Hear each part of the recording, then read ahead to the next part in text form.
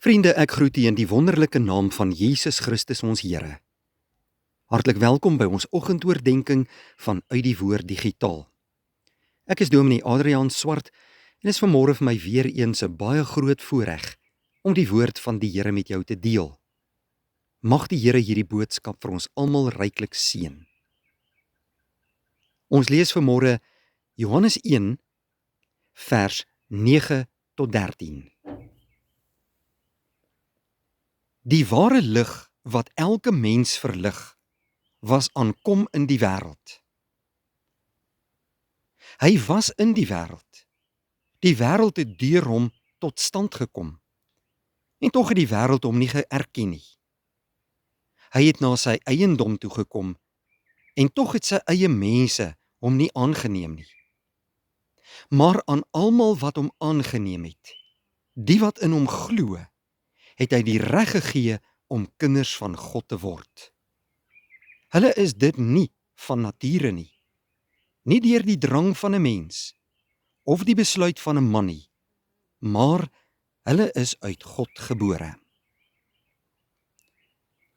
Hierdie kosbare boodskap moes deur Johannes oorgedra word aan die mense van die wêreld. Jesus Christus, die Messias, wat so lank verwag is, die koning wat sou kom en die redder van ons lewe, is hier, hy's op aarde. Daar is redding, daar is verlossing uit die dood, daar is redding van sonde.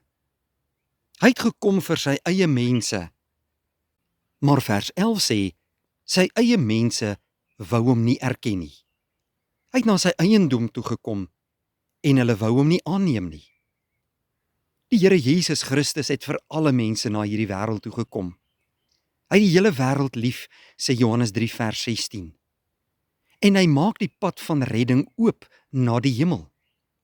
Hy gee vir ons 'n oplossing, hoe om gered te kan word van sonde. Hoe om uit 'n doodse bestaan die ewige lewe te kan ingaan in die hemel. En die antwoord is in vers 12.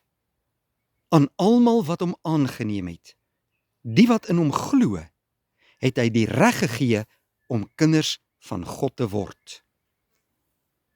As ek en jy die Here Jesus Christus aanneem met 'n gelowige hart en ons lewens aan hom toevertrou, dan ontvang ons die reg om kinders van God te word. Maar hierdie is nie jou eie prestasie nie, sê vers 13.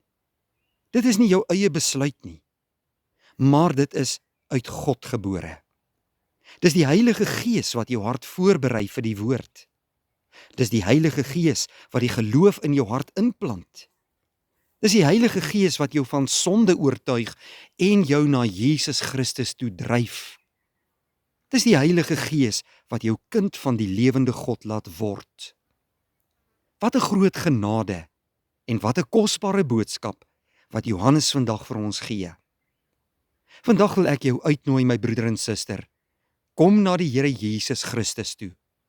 Hy is die enigste een wat redding vir jou lewe kan bied. Aan almal wat hom aangeneem het, sê vers 12, die wat in hom glo, het hy die reg gegee om kinders van God te word. En dit is 'n werklikheid. Dit geld ook vir jou en is vir alle mense bedoel.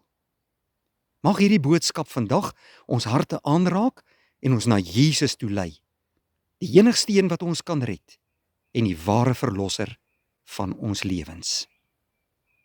Kom ons bid saam. Here, dankie dat ons vanmôre voor U kan stil word in gebed en saam hierdie kosbare boodskap kon lees vanuit U woord.